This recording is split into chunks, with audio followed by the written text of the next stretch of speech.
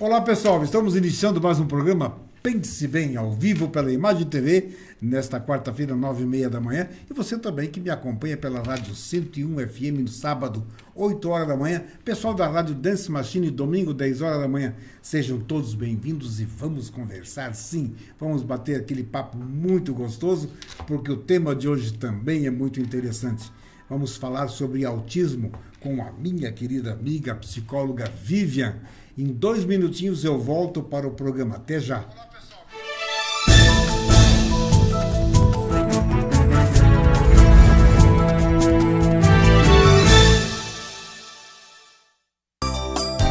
É hora de pagar menos. No Miatã é tempo de economizar. Segunda e terça, compre e pague com cheque para 60 dias. Quarta, pague menos no açougue.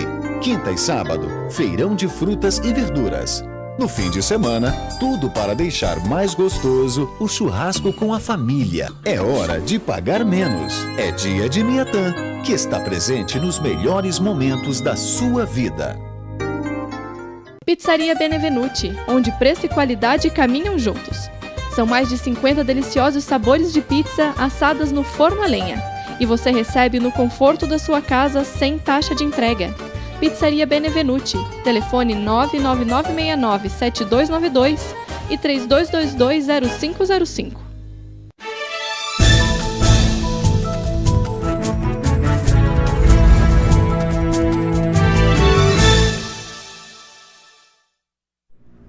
Estamos de volta. Aê, tudo bem, Vivian? Tudo certo. Que bom que você está comigo novamente, né? Assunto sempre muito interessante, né? Falar sobre autismo é sempre muito bom. Mas seja bem-vindo ao programa. Agradeço, Lauvira, a oportunidade, novamente, de estarmos divulgando este assunto que é tão importante para a sociedade. Né? E, aliás, ela está hoje já toda investida ali com a camiseta do autismo. Isso. Bacana. O pessoal consegue visualizar? Consegue, né? Tá beleza ali, ó.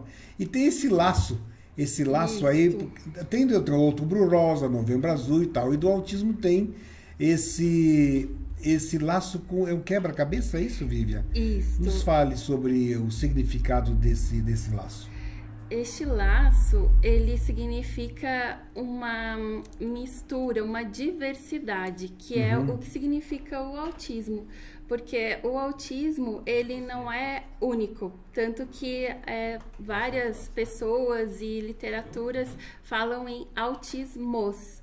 Então, o laço, ele significa diversidade, e o quebra-cabeça, como está demonstrado aqui, quer simbolizar que tem muitas peças, mas que no final ela se encaixa. Quando a gente tem amor, disponibilidade para compreender o ser humano e a condição do autismo, então, somando tudo isso, as peças se E encaixam. suposto, o autismo é um quebra-cabeça. Isso. Ele é um quebra-cabeça. Aliás, não é só o autista que é um quebra-cabeça, o ser humano como um todo é um quebra-cabeça, né? Sim. Porque precisa estar sempre juntando as pecinhas, harmonizando, e o desequilíbrio é muito comum acontecer, né? Os chamados ditos seres normais, né, Vivian? Isso também ocorre. Mas deixa eu já registrar que a Sabrina Levitt está aqui conosco. Bom dia, feliz quarta. Giovanni Vieira está assistindo, grande abraço. Vocês estão acompanhando o programa, já compartilhem para que mais pessoas possam acompanhar esse programa. Bom, como você disse, Vivian, tudo é um quebra-cabeça, precisa unir essas peças, harmonizá-las. E vamos definir, então. Defina o autismo. Você já falou sobre o laço, já tem uma série de situações. Quer dizer, existe uma definição exata para o autismo? Existe uma definição. Atualmente nós temos o DSM-5, que é o Manual Diagnóstico de Transtornos Mentais, e nele está que o autismo é um espectro, né? Tanto que é denominado transtorno do espectro autista. E nesse sentido, ele vem caracterizando como uma condição em que envolve defasagem em 2 dimensões. Essas dimensões são sociocomunicação, então ele eles apresentam uma dificuldade em socializar e também em se comunicar. Então, quem tem dificuldade de se comunicar, consequentemente, tem dificuldade também de socializar. Da socialização, exato. Então, por isso que somou a sociocomunicação. E também comportamentos restritos e estereotipados, como fixação em determinados rituais, fixação em determinados objetos, enfim, são comportamentos mais restritos e estereotipados. Lógico que é uma definição sucinta, mas que ela envolve muitas variáveis. Aí você está dando uma definição geral. Isso. Mas aí tem as particularidades que precisam ser analisadas caso a caso da situação do autismo. Tem pergunta. Meu querido Marco, velho, está aqui conosco no estúdio. E ele já bem curioso, né? Aqui, ó. Bom dia, Vivian, porque na grande maioria uma pessoa autista tem habilidade de inteligibilidade maior que uma pessoa dita normal. Bacana pergunta, meu guri. Muito boa pergunta. Isso. Olha... No autismo, então, como nós já conversamos, é um espectro, então ele vem em níveis, né? Nível 1, nível 2 e nível 3. Isso que eu ia te perguntar, você acabou de responder sobre os níveis, é interessante. Isso. E no nível 1 fica mais evidente essas habilidades, não que no nível 2 e 3 também não existam, existem sim, mas o nível 1 ele vem mais facilidade de ser identificado. Então, geralmente... Há um destaque maior, diríamos assim, nesse nível 1, ele se destaca mais com as suas habilidades especiais do que os outros demais níveis, seria isso? Isso. E isso também varia. Por exemplo, tem pessoas com autismo que têm maior facilidade com as tecnologias, outros com o esporte, outros com a matemática, enfim, né? Isso varia. E também nós temos que considerar que o autismo tem muitas comorbidades. O que é isso? É algo associado. Então, pode ocorrer que em determinadas pessoas com autismo tenha também deficiência intelectual, ou transtorno de déficit de atenção e hiperatividade, ou transtorno opositivo desafiador. Então, nós temos sempre que olhar a pessoa que tem o autismo e identificar se existe comorbidade, porque se existir, nós temos que trabalhar não somente em cima do autismo, mas também com a comorbidade. Exato, são outras situações também. A Inesita Amaral, lá de São Paulo, Campinas. Seja bem-vinda, Inesita. Se você tiver alguma pergunta para a Vivian, por favor, mande aí, tá, Inesita? Que a Vivian está aqui para responder as dúvidas que vocês possam ter em relação ao tema do programa de hoje. Vamos afirmar um pouquinho mais aqui. Já que você falou em níveis, e a pessoa que... Nós assistimos a filmes, inclusive, que demonstram isso, né? Que há uma capacidade muito grande para determinadas situações. Você deve ter conviveu com vários níveis de autismo e pessoas que se destacam. O que mais é comum em termos de habilidades que são mais destacáveis em situações que você tem acompanhado? São diversos. Bem diversificado? Diversificado, sim. Né? Por exemplo, tem pessoas que têm facilidade também em diversas línguas. Né? Sério? Olha que legal isso. Tem pessoas com autismo que falam 3, 4 línguas e muitas vezes autodidatas, né? Sem ninguém precisar ensinar, aprendem por eles mesmos. Então, é diversificado mesmo. E eles buscam, quando você fala em línguas, pode falar 3, 4 línguas, eles buscam o aprendizado? Como funciona isso? Para que eles demonstrem e despertem isso? É denominado também cientificamente que eles possuem hiperfoco. O que é isso? Eles têm um interesse maior e eles se concentram muito nesse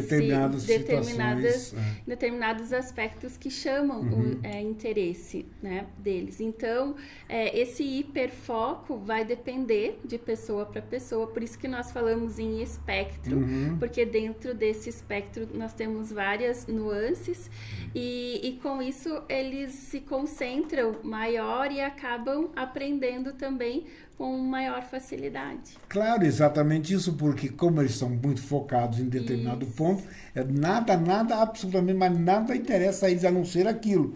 Quer dizer, a facilidade maior de assimilar e aprender. O aprendizado é muito mais tranquilo em relação a isso, né? Isso. Mas quando isso é percebido dentro de um atendimento, seja você como psicóloga ou como um professor atendendo uma pessoa dele, vai dar mais ênfase ao ensino direcionado mais a esse ponto que o profissional observa no autista. Excelente pergunta, Lauvir, porque há tendências em observar que tem um hiperfoco e ficar somente nele. O que nós temos que fazer com o hiperfoco quando identificado? Pegar este hiperfoco e com ele acrescentar outros processos de aprendizagem. Porque, caso contrário, eles ficam somente neste hiperfoco. É o que foi dito há pouco. Então, eles ficam ali muito focados, por isso a facilidade. Isso. Aí vocês fazem essa... Isso, por exemplo, se tem pessoas com autismo que tem um hiperfoco com carrinhos, ou em ficar girando ali a roda, porque esse movimento rotatório é muito comum em pessoas com autismo. Então, se é identificado que tem um hiperfoco com carrinhos, então, olhem quantos aspectos de aprendizagem nós podemos trabalhar em um carrinho. Nós podemos trabalhar cores, nós podemos trabalhar movimento simbólico, porque muitas vezes falta um movimento simbólico nas pessoas com autismo. Nós podemos trabalhar também quantidade, nós podemos trabalhar a interação social, nós podemos trabalhar, enfim, né? Através daquele objeto. Você faz a associação de outras situações que podem atraí-lo e seguramente vai atraí-lo, né? Isso, então em todos os tipos de objetos ou que demonstram interesse, nós podemos ter como um ponto de partida e posterior a isso inserindo outros processos de aprendizagem. Nesses casos, eles vão aceitando, vamos dizer assim, sem perceber, eles acabam entrando naquilo que você verdadeiramente deseja que ele entre. Você consegue conduzi-lo porque não difere muito do foco dele, está inserido no próprio contexto. Que bacana isso. Isso é para todos os tipos de crianças, sejam neurotípicas ou neuroatípicas. Então, nós temos, enfim, não só crianças, mas todas as idades. Nós temos que pegar como um ponto de partida algo do interesse. E que também seja funcional, que tenha funcionalidade. Claro. Porque senão não faz sentido. Por exemplo, eles estarem na escola com um carrinho aleatoriamente. Né? Nós precisamos desenvolver e trazer isso para o pedagógico. Né? Então, aquela questão assim de ter uma aprendizagem padrão não existe mais, né? A escola e os professores, eles precisam se adaptar às pessoas que apresentam algum tipo de deficiência. Fisionomicamente, o Marco tá perguntando, o Marco novo, né? Agora, depois de velho, ele começa a inverter, ele está rejuvenescendo esse guri. Sim, acontece. É um guri muito esperto. A fisionomia não é tão perceptível, né?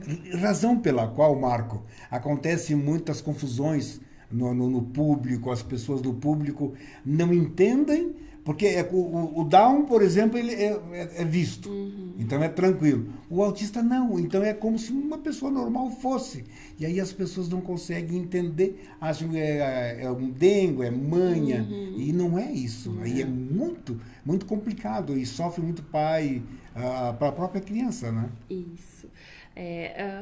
existe até uma campanha realizada pelos familiares de pessoas com autismo, que é Autismo Não Tem Cara. Porque fisionomicamente, realmente, eles não apresentam nenhum tipo de características que o diferencie. E as pessoas falam, mas ele não parece que tem autismo, mas o que vai parecer que tem Qual autismo? Seria a aparência? Né? Então, qual seria a aparência? Então as famílias elas sofrem um pouco com isso, né? Acredito que não, isso é birra, né? Isso e realmente assim, fisionomicamente eles não apresentam nenhuma característica e é comportamental, né? Ele vai apresentar por meio do comportamento. Sim. A Angrécia Braide Azevedo. Bom dia, Vivian.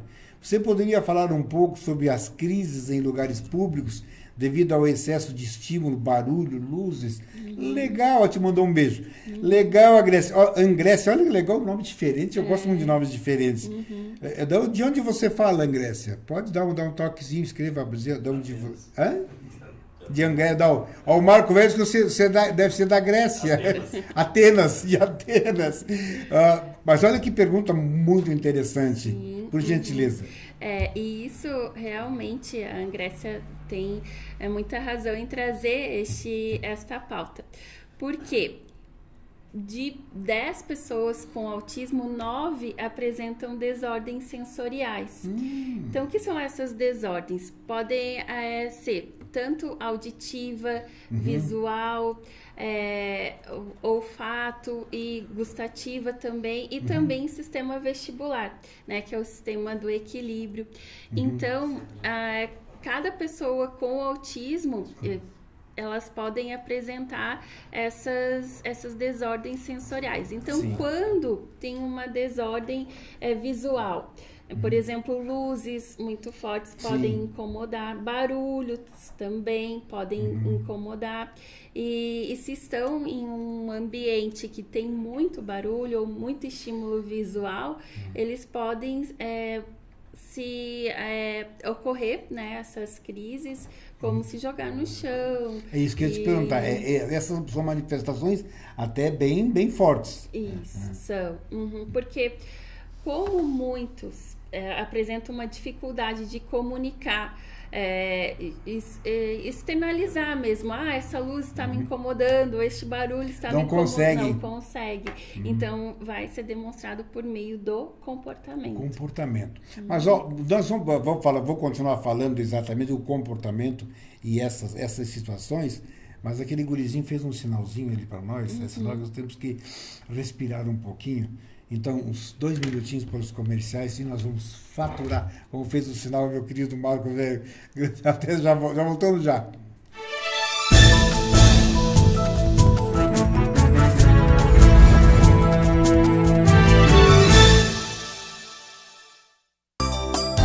É hora de pagar menos. No Miatã é tempo de economizar. Segunda e terça, compre e pague com cheque para 60 dias. Quarta, pague menos no açougue. Quinta e sábado, feirão de frutas e verduras. No fim de semana, tudo para deixar mais gostoso o churrasco com a família. É hora de pagar menos. É dia de Miatã, que está presente nos melhores momentos da sua vida. Pizzaria Benevenuti, onde preço e qualidade caminham juntos. São mais de 50 deliciosos sabores de pizza assadas no forno a lenha. E você recebe no conforto da sua casa sem taxa de entrega. Pizzaria Benevenuti, telefone 99969-7292 e 3222-0505.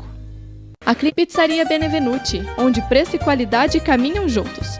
São mais de 50 deliciosos sabores de pizza assadas no forno a lenha. E você recebe no conforto da sua casa sem taxa de entrega.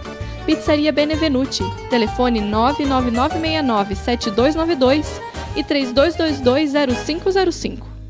A Clínica Anime, unidade de tratamento oncológico, está situada no 3º andar do edifício Anime, em Lages. Com uma equipe multidisciplinar atualizada e sob orientação dos oncologistas Dr. Pedro Ervin Specht Schurman e Dra. Maite de Liz Vassen Schurman. A Anime tornou-se referência, atuando na pesquisa, prevenção, diagnóstico e tratamento do câncer. Anime. Qualidade de vida construímos com você.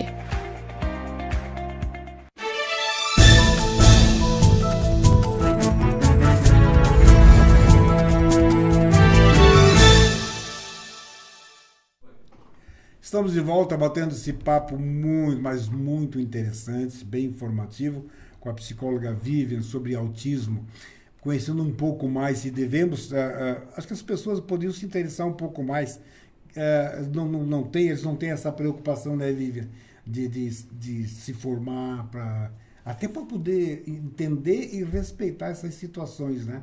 Mas voltando ainda àquilo que você estava falando do bloco passado, que a manifestação do autista, ela só ocorre porque ele não consegue dizer eu não gosto disso, eu não quero isso. Então, ele tem uma reação, às vezes até agressiva demais. Às vezes pode não ser agressiva e ser de calar e ir para um cantinho, por exemplo? Pode sim. Cada um vai manifestar da sua maneira. Então, por vezes, eles podem também se isolar, né? Para dizer, para comunicar, não estou gostando, ou não gostei. Então, cabe a sensibilidade de quem está próximo a ele de compreender estes comportamentos. Então, sensibilidade da família, sensibilidade dos profissionais, dos professores, de uma maneira geral, e compreender o que ele está comunicando por meio do comportamento. Por exemplo, voltando às desordens sensoriais, tem a etiqueta da roupa que se nos incomoda, nós vamos lá e cortamos. Sim. E neles, eles também não conseguem, muitos não conseguem dizer a etiqueta da roupa está me incomodando. Olha só. E isso pode atrapalhar. É uma coisa tão pequena, seria tão simples, para eles é muito complicado. Isso, e também faz com que eles não permaneçam sentados em sala. Então, por isso que eu sempre reforço essa questão de a gente ter essa sensibilidade de compreender e de hipotetizar também, criar hipóteses do que pode estar atrapalhando, do porquê da não permanência daquele aluno sentado, né? Então, podem ocorrer diversas formas de... E ele pode estar tendo esta manifestação, mas de repente não significa só a etiqueta, pode ser outra coisa. Pode. Mas então o que o profissional vai fazer? Ele vai observar a etiqueta, já pela experiência, né? A etiqueta, alguma coisa que possa estar incomodando na vestimenta desse autista, ou alguma outra situação que ali possa estar envolvido. Porque como nós temos que pensar que muitos deles apresentam desordens sensoriais, e isso também cabe enfatizar que não é somente no autismo que tem desordens sensoriais, mas a família também já pode perceber. Por exemplo, alguns, quando tem muito barulho, colocam as mãos, né, no Aí fica mais fácil, né? Ou às vezes nem é um barulho tão estridente, mas para eles pode ser devido à hipersensibilidade. Exatamente. E eles também podem apresentar hipossensibilidade. Perfeito. Então, isso a gente vai conseguir identificar conhecendo mesmo. Sim, Por isso que é importante sempre ter essa conversa entre escola, família e profissionais, né? Essa tríade formada e bem alinhada favorece muito a pessoa com autismo. Mais uma pergunta do Marco aí. Como é o diagnóstico? Como posso saber se meu bebê é autista? Poxa, legal, Uri. Bebê, quando é bebê, é muito difícil. O que a gente pode sinalizar são algumas características e aí com isso nós podemos realizar uma intervenção precoce. Então, o diagnóstico mesmo mais fidedigno, ele acontece a partir dos 2, 3 anos de idade. Antigamente era mais a partir dos 3 anos, mas atualmente já tem alguns diagnósticos fechados antes Sim. dos 3 anos de idade. E por quê? Porque o desenvolvimento infantil, ele pode ocorrer saltos, né? Então, é muito temerário diagnosticar muito precocemente. Sim. Então, se nós Que identificamos poderia alguns ser, sinais... desculpe te interromper, mas quando você diz que é difícil fazer o diagnóstico precoce, que pode ser confundido com uma outra situação, ele teria uma outra síndrome, por exemplo, que possa ser confundido com autismo? Pode ser atraso no desenvolvimento e não o autismo. E não autismo, isso. Né? Pode ser outros tipos, só que com isso, se nós identificamos lacunas no desenvolvimento, por exemplo, um atraso de fala, então já o fonoaudiólogo Isso pode que eu ia te trabalhar. perguntar, a fala já seria um sinal. Sim. Seria mas não necessariamente Isso. podia fortalecer o diagnóstico. Não, porque às vezes a criança demora mais para falar por outros motivos. Isso. Né? Então, mesmo que se identifique essas lacunas, não precisa ficar esperando o diagnóstico, porque quanto mais cedo for trabalhado, investido, estimulado a pessoa com autismo, mais resultados teremos, Sim. né, para frente. Sem dúvida. Deixa eu dar um alôzinho para minha querida Marlene Muniz. Grande abraço, que bom que você está conosco. Bom dia, Lauvire e Vivi. Deus abençoe vocês. E a você também, minha querida. Que Deus abençoe você e sua família. Uma querida amiga acompanha sempre o programa. Esse guri tá participativo. Exato, Marco. Gostei, guri. O distúrbio é mais frequente em meninos. Pois exatamente, estava aqui exatamente para perguntar isso. A proporcionalidade, a proporção entre o masculino e o feminino. Que bacana. Você lembrou isso, está aqui, estava até agendado. Você, até no iniciarmos do programa, me causou até um espanto, né? A proporção maior entre o masculino e o feminino é mais para meninos. Para meninos, olha que coisa interessante. A proporção é de 4 meninos para 1 menina. Então, e aí se questiona, mas por quê? É algo que, como quebra-cabeça mesmo, já simboliza, está sendo muito investigado a causa do autismo, né, a etiologia. Então, nesse aspecto, assim, o que tem muitas evidências genéticas, e porque podem ocorrer uma probabilidade maior de irmãos com autismo ou alguém da família ter características do autismo e aí desencadear o autismo propriamente dito, né, ali no nascimento de um filho. Então, essa proporção, os estudos demonstram que é de 4 meninos para 1 menina. E quando ocorre um filho autista, a probabilidade de outro filho autista, qual é a proporção? É grande. Quanto mais? 80%, 90%? É importante, assim, a gente deixar bem claro que, como ele é multifatorial, então não existe uma causa isolada, né, do autismo, tanto que se investiga esses fatores genéticos e também fatores ambientais, né? Com fatores ambientais significa, por exemplo, um estresse durante a gravidez, ou algum acidente durante a gravidez, ou enfim, né, são determinados aspectos que podem estão desencadear sendo isso tudo? Investigados. Sim, tendo uma predisposição. Né? Seria um gatilho, então? Isso, os fatores ambientais. Olha que interessante isso aí. Muito interessante. Então, a probabilidade é muito grande quando tem um filho autista. Em gêmeos, se identifica assim, que em gêmeos é de 80% a chance dos dois serem autismo. Mas tem casos, você conhece casos que um é autista e outro não? Sim, tem casos. Agora sim. E como é você deve conhecer. E como é a convivência desses gêmeos? Porque normalmente o gêmeo ele tem muita sintonia mental, né? Sim. E nesse caso de um ser autista e o outro não, a interação com esses dois, como funciona? É interessante ver que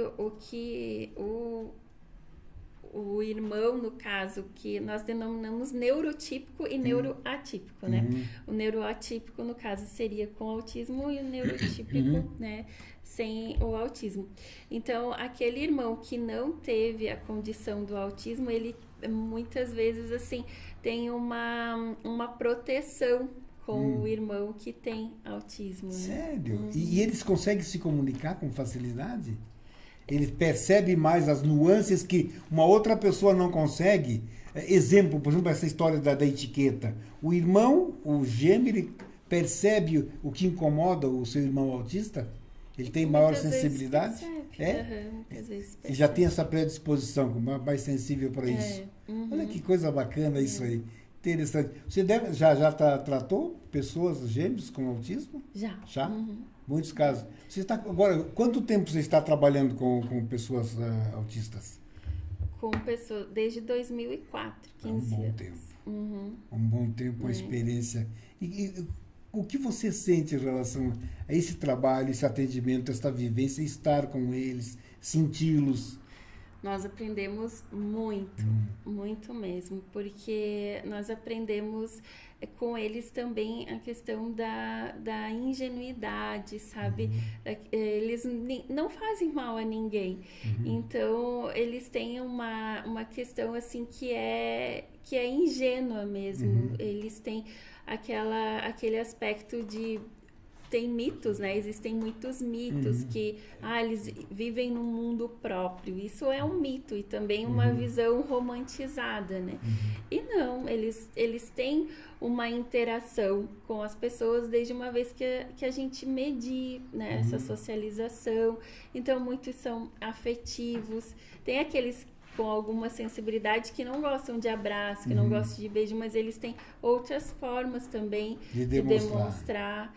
E o que nós aprendemos muito com eles também é no aspecto assim, de a gente acreditar no potencial que apresentam e com isso nos surpreender, né? A cada dia. Mas com certeza, né? São aprendizados que eu já vou voltar nisso, mas Denise, profissional excelente, aplausos para você. Você conhece, né? Obrigada. Denise. O meu querido Marco, participando, que bom, meu guri. Os animais favorecem o tratamento do autista?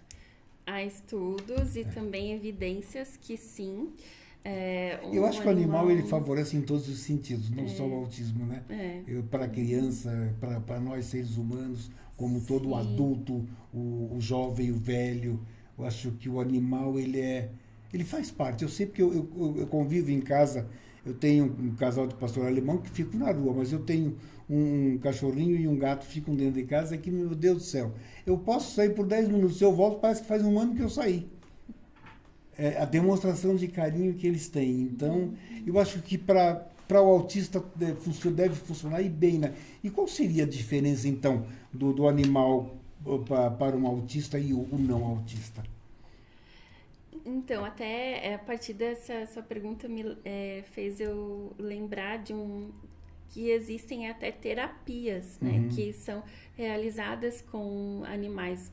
Por exemplo, existe a ecoterapia, que é realizada com o cavalo. Então, a própria marcha do cavalo, ela faz com que chegue rapidamente ao cérebro, né, o movimento e tudo mais. Então, aqui nós temos em Lages, né, a ecoterapia, com a PAI, e os animais de estimação, eles fazem também com que a pessoa com autismo desperte outros tipos de sentimentos, né, assim, mais de afetividade, de cuidados também. Então, há relatos de famílias assim que existia um filho antes do animal de estimação e outro depois. Olha que legal isso, que bacana, hein? Modifica até o dito normal, né? O ser dito normal também ele se transforma em relação a um relacionamento com o animal. Eu acho que só faz bem. Eu entendo que faz bem. Sim. Porque eu experiencio isso, não sei se você tem animalzinho. Tem. Você tem, Marco? Você também, vocês dois têm, hein? Eu tenho um cachorro e tenho um rato branco. Tem um cachorro. Como é que chama o teu rato branco? Meu rato branco, Rafael. O rato branco dele. Ô, Rafael, como é que tu admite isso aí, se você chamar de rato branco? Mas é um tratamento carinhoso do Marco, né? O querido amigo. E o Rafael ficou conosco o ano passado inteiro, agora ele veio hoje num momento especial, né, Rafael? Seja bem-vindo. Um guri, um profissional muito dedicado também. Então, eu venho falar. Agora eu queria saber o seguinte: a socialização do autista em relação a outro autista e o não autista, em termos de uma escola, por exemplo. Que é bom que falemos agora também na inclusão. Vamos aproveitar para falarmos da inclusão, o autista dentro de uma sala de aula, por exemplo, com alunos normais. Como uma das dimensões em que eles apresentam dificuldade é a socialização, nós priorizamos a mediação. Então, se ele não socializa, não tem o porquê. Ele está ali isolado, então deixa ele ali. Não, nós precisamos mediar essa socialização. Então, nós mediamos esclarecendo os alunos, se nós estamos num processo de inclusão, nós podemos esclarecer aos alunos o que é o autismo. É interessante que se faça isso quando o aluno não está em sala, porque senão também acaba expondo. Claro. Então, é importante fazer essa mediação, por quê? Porque essa iniciativa de começar um diálogo, de chegar até o outro, há uma defasagem nas pessoas com autismo. Então, é importante que as outras pessoas cheguem até ele. E também não dá para colocar assim como uma questão, ele não gosta de mim, ou ele não me cumprimenta. Não, é a forma deles, é uma condição mesmo. Então, se você chegar olhando aos olhos deles, se você chegar conversando, pode sim ter resultados, pode sim ter uma reciprocidade. Então, eles ganham muito. Então, o importante nesse caso é trabalhar os não autistas para que eles possam entender que aquele amiguinho é especial. Ele precisa de um tratamento especial, ele precisa ser visto de uma forma diferente porque ele é diferente. E para que eles possam entendê-lo e ele possa vir a socializar com maior facilidade. A gente fala assim, para não rotular, né? O diagnóstico, ele não pode ser um fim, né? Não pode ser uma sentença. O diagnóstico tem que ser um caminho. Então, é importante assim que aquela criança, aquele aluno, adolescente, enfim, não seja rotulado como um autista, né? E sim que seja trabalhado com as crianças que, assim como elas, crianças, adolescentes, enfim, apresentam algumas dificuldades, aquele aluno também apresenta algum tipo de dificuldade. Trabalhado nesse sentido. Então, não é nem citado o autismo, pode ser citado, até para compreender, para mas isso que eu queria dizer. Né? Mas não trabalhar assim numa perspectiva, ele tem autismo, ele é diferente. Não, ele apresenta uma condição, algumas limitações, assim como todos nós apresentamos. Temos também, em alguma outra situação qualquer, também temos dificuldades, como uns mais, outros menos. Isso. Né? Por exemplo, movimentos repetitivos, estereotipados, né? Tem pessoas com autismo que têm esse movimento do tronco, ou tem o movimento das mãos. E se formos nos auto-percebermos, nós também temos. Né? Às vezes nós estamos sentados e balançando as pernas. Né? Isso no autismo é determinado como autorregulação. Então, para que eles também se sintam melhor, eles autorregulados, eles às vezes precisam movimentar o corpo, movimentar a mão. Isso é a nível cerebral. São movimentos que querem demonstrar alguma coisa, mas você não vai responder agora. Movimentos que vai demonstrar alguma coisa, a Vivian vai nos responder no retorno do comercial. Até já.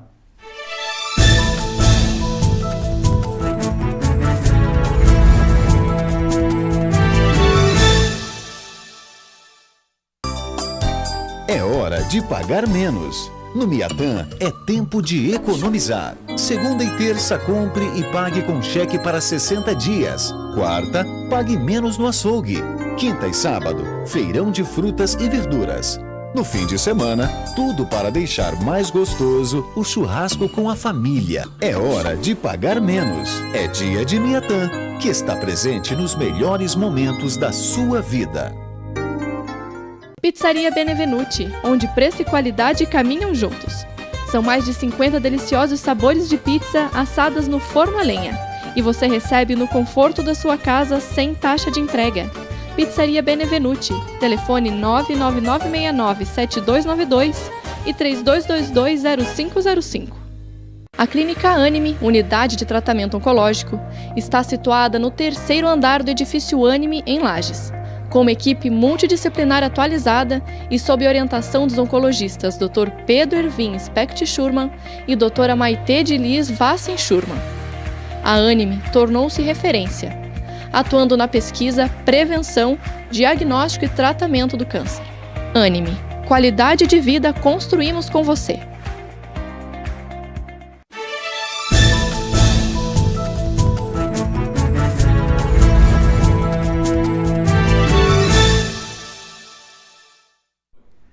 Estamos de volta para o último bloco do programa de hoje. Estamos falando com a psicóloga Vivian, falando sobre autismo. E esse último bloco nós vamos fechar com certeza com todas as respostas. E o Marcos já fez uma pergunta aqui no intervalo. Ele está bem participativo. Seguri é fantástico. Gosto de aprender. É bom, isso é bom. Só que antes de você responder a pergunta do Marco, eu vou refazê-la. O gesto, né, no bloco passado, então aquele gestual, a manifestação pelo gestual, é o tronco, é o braço e tal. É uma forma de comunicação ou é uma demonstração de alguma coisa que o incomoda, por exemplo? Nós temos que identificar o contexto, né? O que tem por trás desse contexto. Às vezes pode ser uma comunicação e às vezes pode ser uma autorregulação, né? Uma estereotipia. Então, nós temos que identificar ali a situação para que com isso a gente consiga verificar o que eles estão, o que faz aquele movimento. Por vezes pode ser essa autorregulação que eles apresentam, até mesmo por conta de algum som, algum incômodo, ou até mesmo para se sentir mais confortáveis. E eles têm, por exemplo, dentro do universo dos seus coleguinhas, dentro de uma sala de aula, por exemplo, um coleguinha que de repente não, aquela história, o santo deles não fecha e ele não chega perto daquele amiguinho, ou se o amiguinho chega perto ele se irrita. Pode acontecer. E o que pode levar a isso? Ou não tem algo que explique? Não tem algo. Questão de afinidade energética mesmo. Isso. A energia dos dois não bateu, não bate. Aí o que então tem que trabalhar é deixá-los à distância.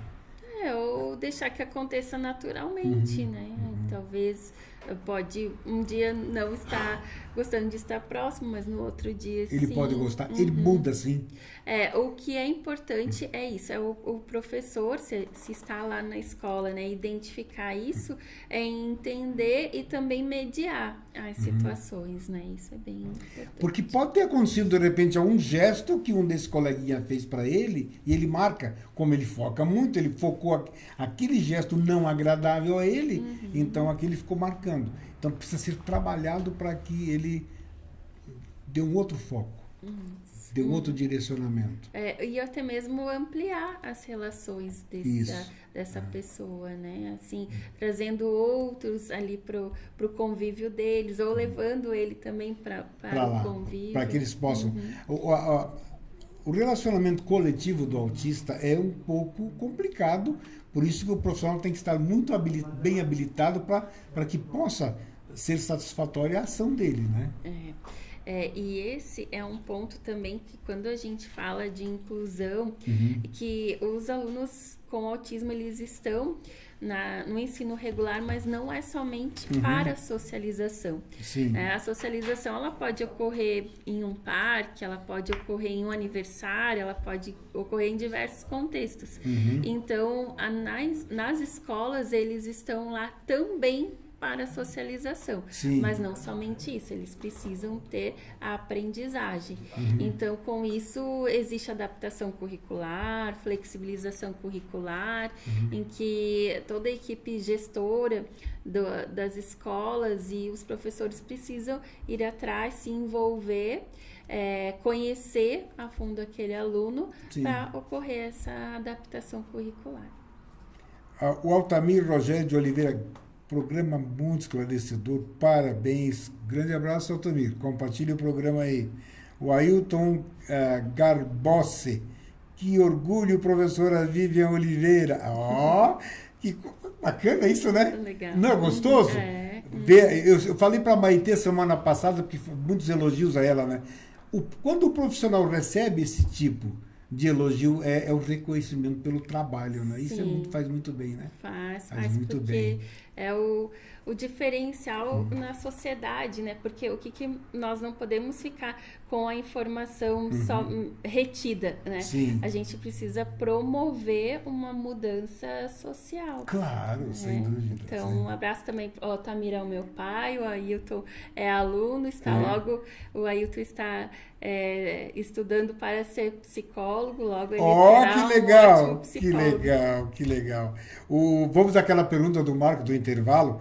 Existe algum exame específico que identifique a criança que seja autista? Você respondeu no intervalo, mas vou responder para os nossos telespectadores, nossos ouvintes agora. O diagnóstico do autismo, ele ele precisa ser bem estudado. É muito temerário nós chegar a uma pessoa com hipótese de autismo e a gente já assim sentenciar, né, que tem autismo. Não, é importante, é necessário que se faça um estudo e com uma equipe e então multiprofissional, que entra o médico, né? O médico é que vai bater o martelo. Sim. E o psicólogo, ele vai investigar, vai realizar uma avaliação, e dentro dessa avaliação existem testes, observação, entrevistas com as famílias, ou com a pessoa também que tem bastante contato com o paciente em questão, e fonoaudiólogos, terapeutas ocupacionais, uma equipe mesmo envolvida para levantar, né, o que foi observado, levantar os resultados, para com isso unir com o olhar clínico do médico, né? Agora, qual seria por exemplo, a especialidade do médico que dá o diagnóstico? É o neuro? Eu vou concluir sim, só, por exemplo, em um exame, em um exame eletro, por exemplo, assim, tomografia, nunca vai aparecer que tem autismo, né? Às vezes as pessoas pensam, vou fazer um exame para ver se tem autismo. Não, né? Exames de neuroimagem não aparecem. O que os médicos solicitam exames de neuroimagem no sentido de descartar hipóteses ou ter a comorbidade, conforme eu falei no início. E pode ser tanto um neurologista, né, neurologista, a sua pergunta. Então, geralmente são os neurologistas, e também psiquiatra também pode estar trabalhando nesse... Então, o neuro e o psiquiatra são os que fecham o diagnóstico. Isso. Normalmente é a opinião de ambos ou um mais só? É neuro. Mais o neuro. Mais o neuro. Isso. Tá. Mas como o exame de neuroimagem não identifica, ele vai se basear em quê para formatar esse diagnóstico? É totalmente clínico, então observacional, são as entrevistas. Por exemplo, uma observação na escola, nós temos muitos dados, entrevistas com os professores também, e isso é importante, e a gente sente assim que os professores lá da educação básica, eles às vezes são os primeiros que observam os sinais do autismo, e aí com isso eles também, o professor, ele não tem a questão assim de diagnosticar, né, então eles vão ter que fazer uma mediação, conversar com os pais de uma maneira bem criteriosa, assim, não falando que tem autismo, mas a importância de estar encaminhando para os profissionais avaliarem, e aí com isso ter abrir uma hipótese, né? Claro. E os professores têm esse papel. Baseado nessa observação dos professores, eles vão perceber que alguma coisa diferente acontece com essa criança e ser encaminhado, então, para que um profissional possa examinar. Isso. Seria isso? Isso. Francisca de Freitas, bom dia, muito legal, parabéns. Denise, da questão da inclusão no ensino regular, ainda temos muito a evoluir, ainda muito a aprender. E você falou nisso, desse aprendizado que eu achei incrível. Como se aprende com eles? Aprende. Mas é aquela história, né, Vivi? Eu posso aprender com você, com o Marco, com o Rafael, com o Miro, com qualquer pessoa eu posso aprender se eu assim desejar. Isso. Se eu estiver aberto para o aprendizado. Se eu for uma pessoa participativa. É aquela história, eu falo em termos de verdade, mas de que verdade se fala? Da minha, da sua, de quem quer que seja? Vamos experienciar todas as verdades e harmonizá-las, o que é isso, é muito importante. Então, quando se tem esta abertura, eu acho que se aprende e aprende muito mesmo. E leva para a vida, tem um outro enfoque existencial, né, Viviane? Sim. E as pesquisas científicas, elas trazem que os professores, por meio assim de coleta de dados mesmo, né, que os professores eles sentem falta de um aperfeiçoamento e de um conhecimento já na formação inicial, ou seja, durante a faculdade, durante a graduação. Muitos sentem falta de conhecimentos mesmo sobre deficiência, sobre o autismo de uma maneira geral e também de formação continuada. Então, agora está sendo investido bastante nisso, né? Mudando as estruturas curriculares, porque atualmente quem faz licenciatura, quem faz pedagogia, eles terão alunos com deficiência. Antigamente, os alunos com deficiência estavam somente nas APAES. E atualmente eles estão no ensino regular. Então, o profissional que for fazer algum tipo de licenciatura ou pedagogia, ele já tem que ter isso pré-concebido que eles terão alunos com deficiência.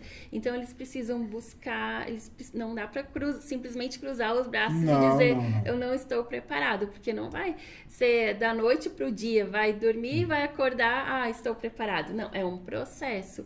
Então, eu tenho aquele aluno, eu tenho que estudar tanto teoricamente, quanto estudá-lo ali, na prática, para identificar como que eu vou trabalhar com ele. Com toda a teoria, todo o preparo teórico, mas na prática ele vai poder adequar muito mais, né? Baseado com a sua experiência, com a teoria, mas a prática vai dar um resultado mais positivo, baseado na experiência. Isso. Nada melhor que experienciar. Né? Experienciando, nós somos verdadeiros naquilo que manifestamos depois. Isso é muito importante. E é importante a gente frisar também que hoje eu tenho um aluno com autismo, o ano que vem eu posso ter outro e esse ser totalmente diferente. Sim. Então, por isso que a gente não tem assim um manual que contemple todas as informações. Nós temos que estudar tanto aquele aluno que nós temos ali, aquele aluno, aquele paciente, e trazer a teoria aliada à nossa prática, né? Então, hoje eu tenho, por isso que a gente fala em autismos em espectro, porque um pode se diferenciar muito do outro. Uns se comunicam, outros não se comunicam, né? Eu conheço um casal que eles têm 2 filhos e eles não falam. Quer dizer, a vontade da mãe seria que o filho dissesse mamãe, né? E não vai falar, não fala. Isso. Agora tem aqueles que falam, né? Isso é até relatos de famílias, né? Qual é o teu sonho com os teus filhos? Então, tem famílias que dizem, eu quero que ele se forme, eu quero que ele vá para uma faculdade, que ele case. E muitas famílias com autismo dizem isso, né? Eu quero que ele fale. A vontade, eu vivo expressa pai, mãe, né? Isso. Seria muito interessante. Você fez uma pergunta, mandou? Não chegou aqui? Eu fiz. O que você diria aos pais que se desesperam quando ficam sabendo que o filho é autista? Isso, em relação quando os pais ficam sabendo que o filho é autista. Isso varia também de pessoa para pessoa, porque tem a questão da resiliência, enfim, de como que cada família, por exemplo, em um casal, uma mãe pode ter uma reação e o pai ter outra reação totalmente diferente. Mas isso tem a ver com a questão do filho ideal, aquele filho idealizado durante os 9 meses de gestação e depois, né, como o diagnóstico do autismo vem adiante, então todo esse processo de idealização, então vai ocorrer o quê? A morte do filho ideal para nascer o filho real. Então, nesse espaço de tempo aqui, entre esse elaborar o luto da morte do filho ideal até o nascimento do filho real, pode ocorrer o desespero, pode ocorrer... Ocorre muito disso, né, Vivi? Ocorre. Aí, para você, aí a função do psicólogo e da psicóloga trabalhar os pais, né? Tem que fazer um trabalho muito firme, positivo, para que aconteça a aceitação, né? Esse suporte, né? O suporte tanto da escola quanto dos profissionais para a família é imprescindível. Agora, abri interessante, a tua pergunta não chegou aqui, Marco, interessante. Tá pra cima. Não. Aqui a Gabriel da Silva, muito bom, professora. Maiele Meyer Dotto, bom dia. Como trabalhar a autonomia em pessoa com o transtorno do aspecto autista? Parabéns, Viviane. Um abraço para a Maie, para o Gabriel também. A autonomia, ela é muito importante para as pessoas com autismo, porque tem uma tendência a gente deixá-los dependentes, né? Tanto dependentes dos pais, dependentes dos professores, então nas próprias atividades de vida diária. Sim.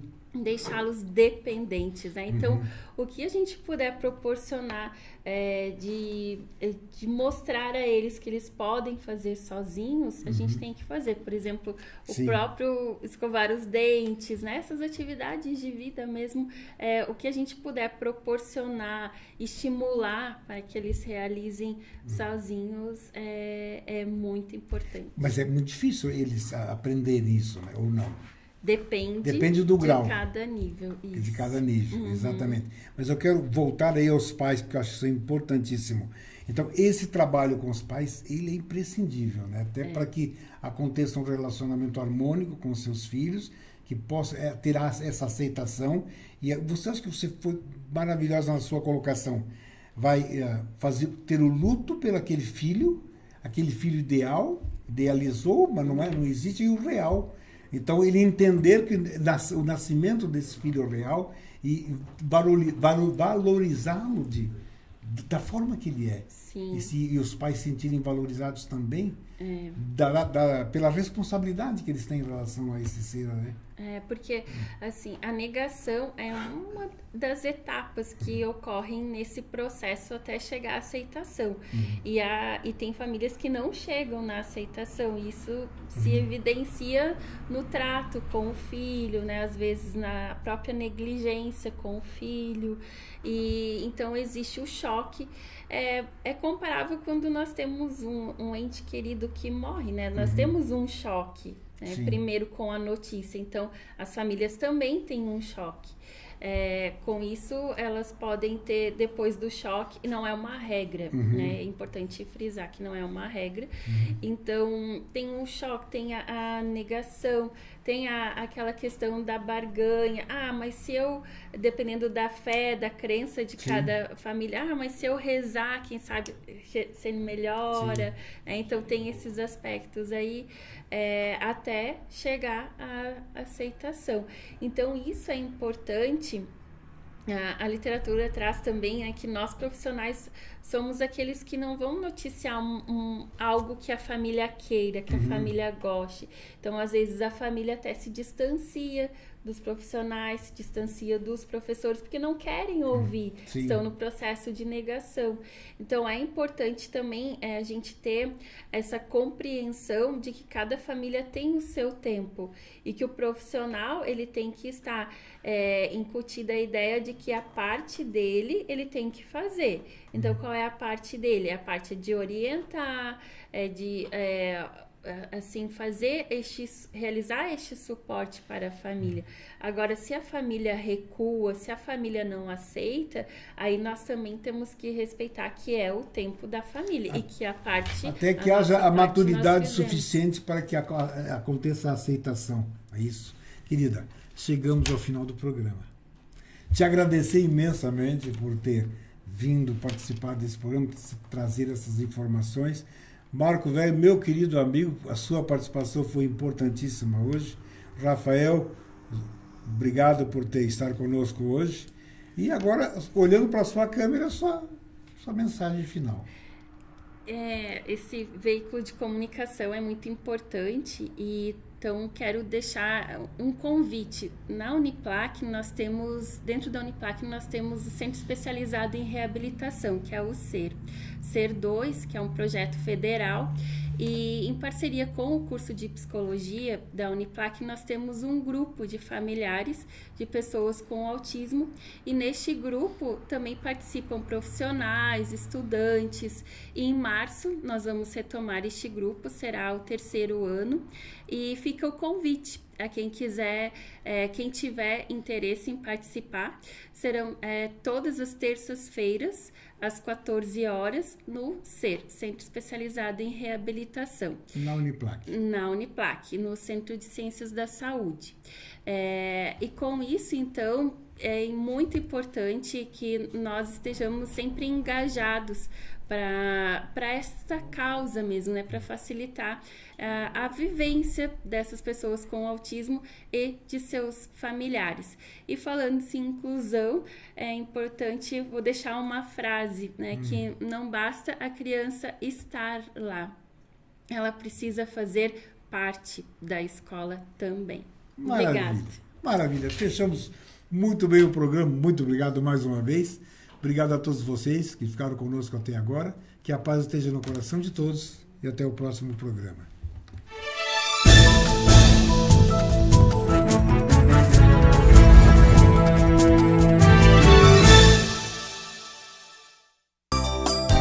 É hora de pagar menos. No Miatã é tempo de economizar. Segunda e terça, compre e pague com cheque para 60 dias. Quarta, pague menos no açougue. Quinta e sábado, feirão de frutas e verduras. No fim de semana, tudo para deixar mais gostoso o churrasco com a família. É hora de pagar menos. É dia de Miatã, que está presente nos melhores momentos da sua vida. Pizzaria Benevenuti, onde preço e qualidade caminham juntos. São mais de 50 deliciosos sabores de pizza assadas no forno a lenha. E você recebe no conforto da sua casa sem taxa de entrega. Pizzaria Benevenuti, telefone 99969-7292 e 3222-0505. A Clínica Anime, unidade de tratamento oncológico, está situada no 3º andar do edifício Anime, em Lages. Com uma equipe multidisciplinar atualizada e sob orientação dos oncologistas Dr. Pedro Ervin Specht Schurman e Dra. Maite de Liz Vassen Schurman. A Anime tornou-se referência, atuando na pesquisa, prevenção, diagnóstico e tratamento do câncer. Anime, qualidade de vida construímos com você.